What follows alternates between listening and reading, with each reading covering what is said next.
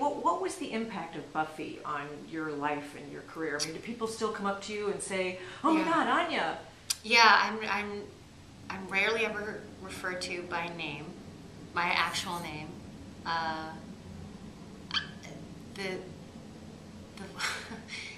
My character had a fear of bunnies, and that is like I'm synonymous with that. It's very strange. I don't know why. Huh. It was a really there were a few references made to it throughout this, the run of the show.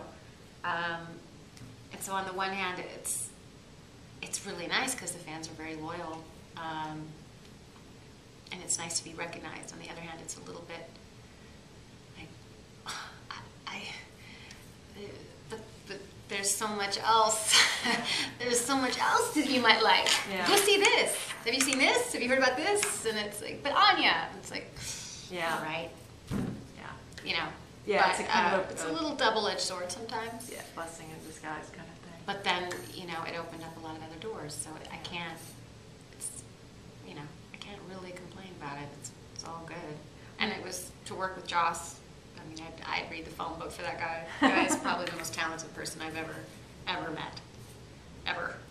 Yeah, he was so far ahead of the curve, too. I mean, you guys even did, like, a musical episode, right? And now the whole Glee thing. I know. He's directing it, I heard. Yeah. Yeah. Yeah, that's incredible. Yeah, we kind of, the vampire thing, all of it, and You set the stage for it. and now it's very mainstream. Yeah. It's strange. I mean, it was always recognized and it was always appreciated critically, in particular, which was nice. It was validating, even though we really couldn't ever branch out. Like we didn't the big takeoff. Like we were sort of relegated always to this cult status. Do you think admired but cult, and so it was a little bit, for me anyway, it was a little frustrating. But yeah, it kind of makes you wonder, why didn't they ever do a Buffy the Vampire movie? I don't know. It would have been a great idea. I don't know. Too late now. Yeah. Yeah. Have you watched any of the Twilight films? What do you think of them? I've seen one. I think I would be obsessed with it if I were 13. I think.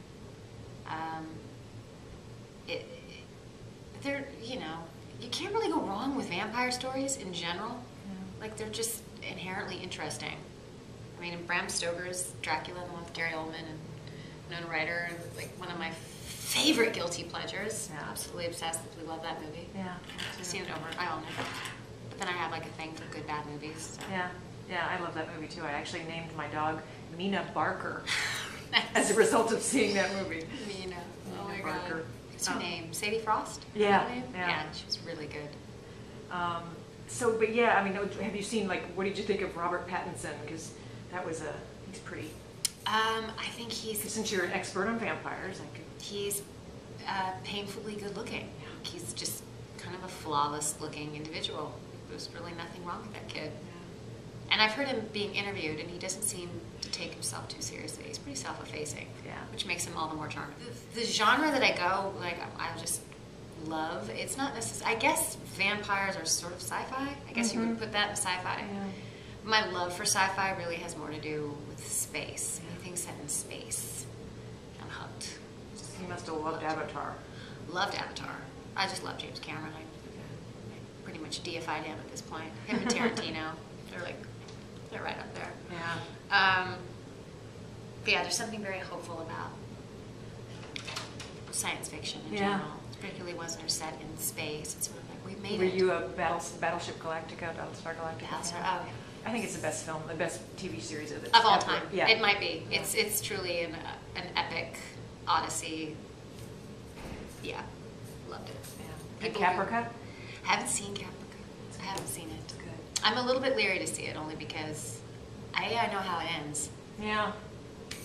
You're all dead. It's like what I'm going to get invested again in a bunch of people who I know. It's like Titanic. You're all going down. Speaking of they're all dead, are you watching Lost? Not that I know if they're all dead, but so good. It's wonderful, isn't it? So good, and only 4 more episodes, and it's very sad. How do you think they're going to wrap it Well, I think the two worlds have to collide, obviously, right? Yeah. They have to. It would. Well, I don't know. How much can I say for people who haven't seen it? I mean, I don't know. But it would seem as if Desmond is making it so that they all remember their other life, which I would think would kind of like sliding doors. You ever seen sliding doors? Yeah. One of those worlds has to die, essentially, Yeah. which means they all die. I think. Wow. Which would be kind of